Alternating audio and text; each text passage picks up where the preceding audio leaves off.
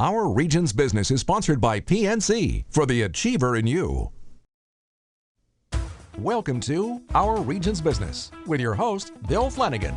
Today on Our Region's Business, our region's emerging leadership in additive manufacturing. Plus, hundreds of college students team up with Kraft Heinz to stop hunger now. But first, Oxford Development's big investment in our region, from downtown Pittsburgh to the Strip District. Oxford's planning an office development downtown, while new residential buildings are already rising in the Strip. Steve Guy is president and CEO of Oxford Development, and welcome. Good to have you here. Thanks for having me, Bill. Appreciate it. Yeah, I got to tell you, what's going on in Pittsburgh Strip District today is just mind-blowing. I was down there recently and I got lost, because especially your new development, it's become disorienting. What's happening in the Strip that you think is driving the kind of investment we're seeing right now? I don't think it's just happening in the Strip, it's happening in the region, and it's a change in the demographics and the way people are thinking about the urban community and the value of the urban fringe around the central business districts. As you look at our changing demographic and the age of the folks in our population, we have a slightly declining, which is an unusual demographic across the country. They have a real interest in being involved in an active lifestyle, but not necessarily being in the urban core, although some do there as well. So we're seeing good activity in the urban core.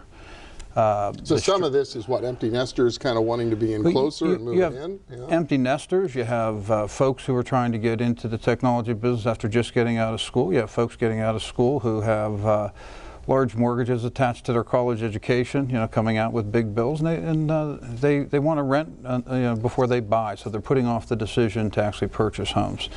The other thing that you're seeing is a emerging population of 20 and 30 and even 40-year-olds that want to be a little more mobile. Technology, really took hold during their lifetimes. It really crept up on me in my lifetime, but for them, they live it. Sure. And the next generation will live it too. So being a little more mobile is something that they want to do. And so they're putting off the home buying decision so they can do some of the things they want to do. Makes some sense, and they love to live in the urban environment, less dependent on the automobile. So what are you building in the Strip right now? Well, we're building offices as well, because technology is here. Our universities are really breeding a lot of very good startups, and what technology companies from around the world are finding, and we're doing some good work with global tech companies, and I must say we're also heavily involved with renewable energy companies in our development.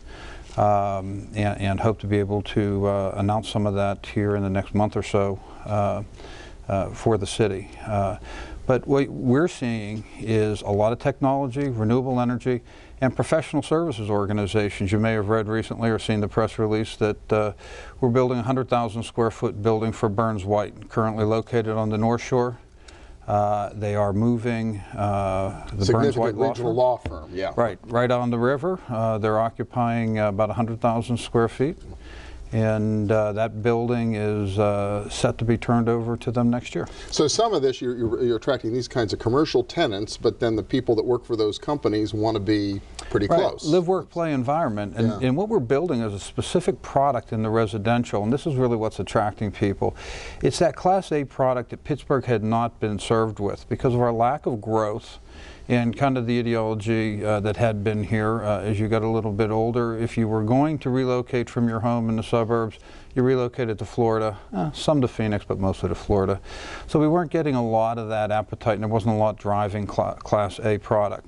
As a result, the region has a dearth of Class A product, and you're just not seeing it. Post-recession, Pittsburgh has done very well.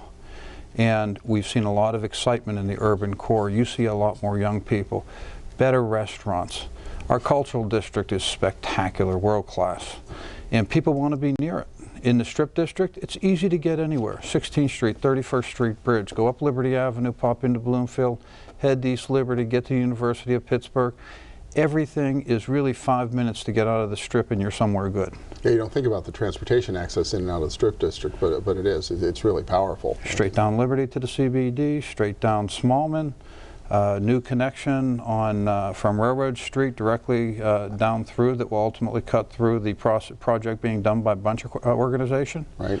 That will take you right down to 10th Street down by the convention center. So you don't really see an end in sight right now based on these sort of macro trends and what's driving what's happening. There's always an end. I just don't see it in sight. You're correct.